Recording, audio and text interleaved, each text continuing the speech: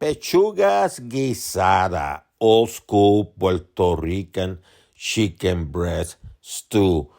Old school because we're using 100% natural ingredients, and this is going to be easy to prepare. It's going to be like abuelita, grandma used to cook them, okay? Let's create. I have some skinless chicken breasts.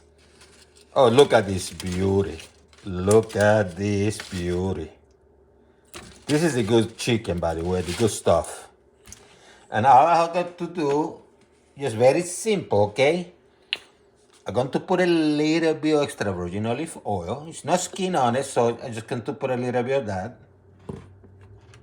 Some salt. A little bit generous. And I have some garlic powder, okay? No garlic salt, but garlic powder. And I have some dry oregano. And that's all I need. Mix it up well. And you can leave it marinating for a couple hours. You can do it overnight. But just keep it simple, okay? So let me get a pot. This one is cast iron.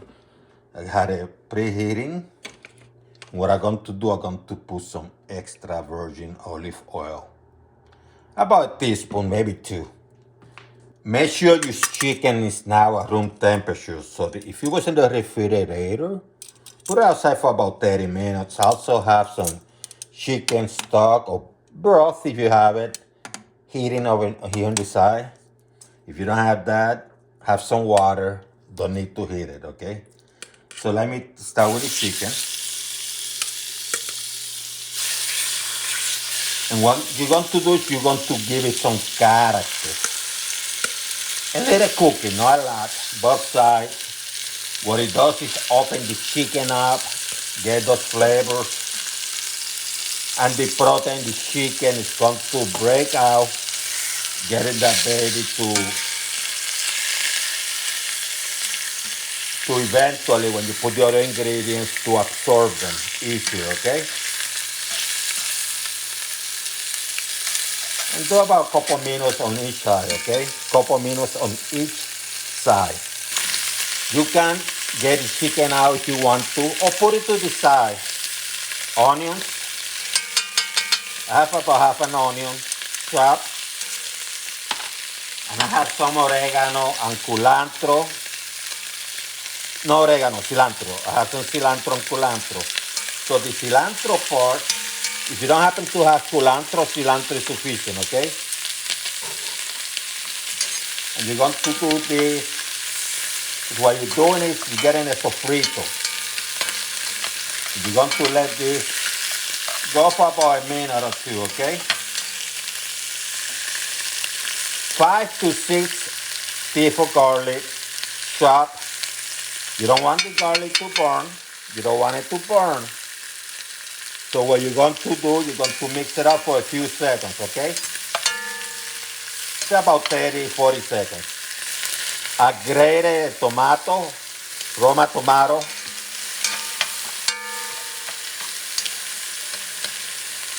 I have some spices.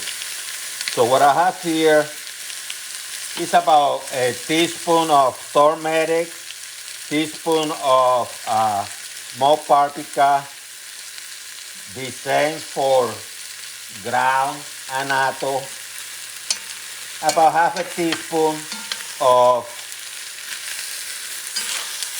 cumin, and half a teaspoon of coriander. And you're going to mix everything up.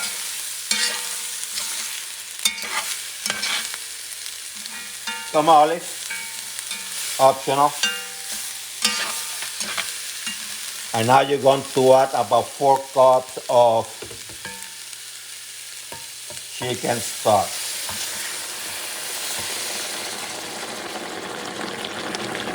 Look at this baby.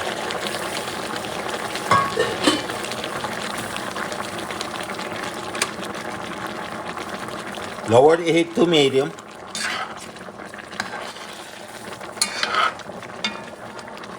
I have about 4 large pieces of pumpkin. If you don't have pumpkin, use squash. See, 4 pieces like that. Leave the peel so it doesn't break out. A potato and a large carrot. And I'm going to add them all.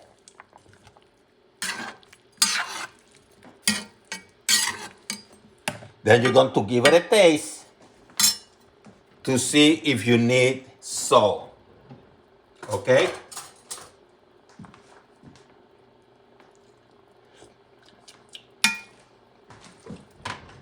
And if you need salt, just put some to your taste. You can put this at medium or notch it to above medium. And you're going to cover this baby. And you're going to let it cook. Keep an eye from time to time in case you need to add a little bit of water. Because you don't want this dry, okay?